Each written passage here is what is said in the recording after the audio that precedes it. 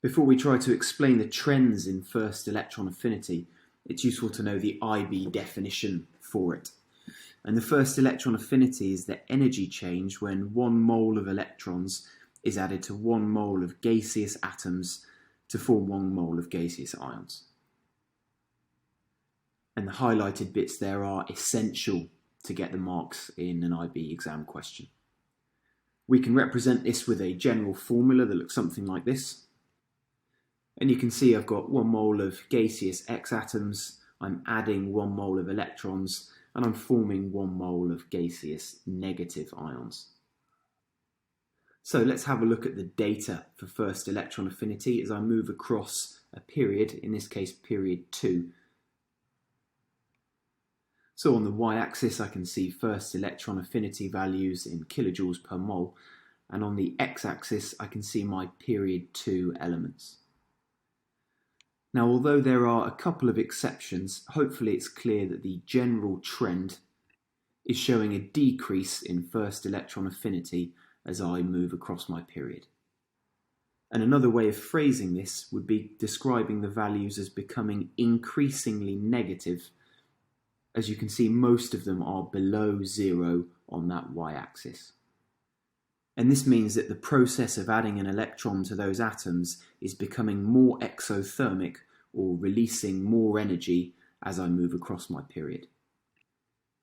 Because in the IB we're only interested in the general trend for first electron affinities, we can ignore the values for beryllium and nitrogen, which are actually endothermic, meaning that they require energy to occur. And you'll also note that we tend to exclude the group 18 elements, or the noble gases, because we don't really consider them gaining electrons in IB chemistry. So let's try and explain that general trend. To do so, let's consider an atom of lithium, which is in group 1, and an atom of fluorine, which is in group 17. And we need to explain why adding an electron to fluorine is a more favourable process and therefore more exothermic compared to doing the same for lithium. So let's draw the 2 electrons that are going to be added in each case.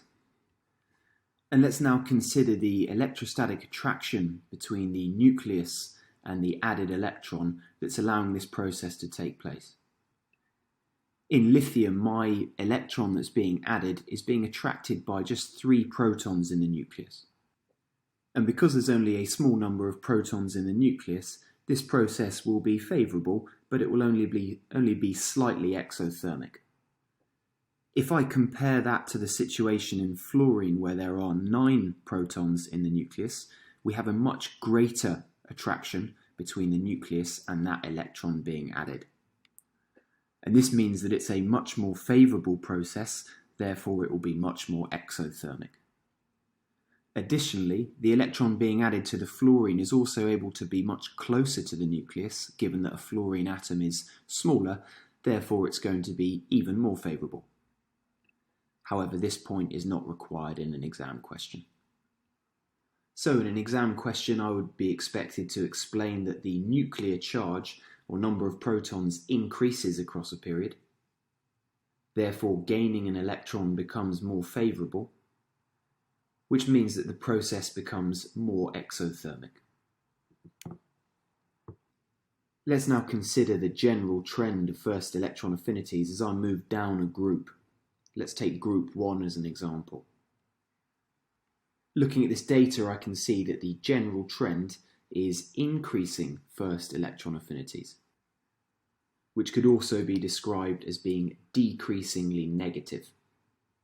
And to use some good scientific terminology, this trend is showing that the process becomes less exothermic as I move down a group. Let's see if we can explain this general trend by taking lithium and cesium as examples. In this diagram, you'll notice I haven't drawn the protons or any of the electrons existing on those atoms, because what we're really interested in here is to which energy level my added electron is moving to. And on the lithium atom, I can see that my added electron is going to be in the 2nd energy level, whereas in cesium, my added electron is going to the 6th energy level. So on lithium, my added electron is close to the nucleus, whereas on cesium, the electron is still quite far from the nucleus. As the electron in the lithium atom is moving closer to the nucleus, it's going to be a more favourable process and therefore more exothermic. Whereas in the cesium atom, where my electron cannot get as close to the nucleus, it's going to be less favourable and therefore less exothermic. And this is why when I move down any group in the periodic table, I would expect the first electron affinity to become less exothermic because it's a less favourable process. And as with trends across a period, there are always going to be exceptions that can be explained by other details. But for IB chemistry, we're only interested in the general trends. Let's now quickly touch on second electron affinities. And this is the process of adding a mole of electrons to a mole of negatively charged gaseous ions. And it's useful to note that these are always endothermic values, meaning they require energy to occur because they are unfavourable processes. And to explain why, it's useful to have a look at a quick example. So this equation represents the second electron affinity for sulfur, meaning I'm adding an electron to a negative sulfur ion. You can see that the value for this second electron affinity is a large positive number, meaning it's going to be very unfavourable, and so unfavourable that we have to use, or it requires lots of energy in order to occur. The simple explanation for why is that I'm adding a negatively charged electron to a negatively charged ion, meaning there's going to be high levels of repulsion between them. Therefore, for this process to occur, I need to use lots of energy to do so. It is very unfavourable. And this understanding might be useful in other topics found in IB chemistry. Let's quickly summarise the key points from this video. So the general trend across a period is that first electron affinities become more exothermic. And this is because the process is becoming more favourable due to increasing nuclear charge, which means more electrostatic attraction between the added electron and the nucleus. The general trend down a group is that first electron affinities become less exothermic. And this process is becoming less favourable because electrons are being added to an energy level further from the nucleus, meaning that there will be less electrostatic attraction between the added electron and the nucleus. Hopefully, this video is of some help.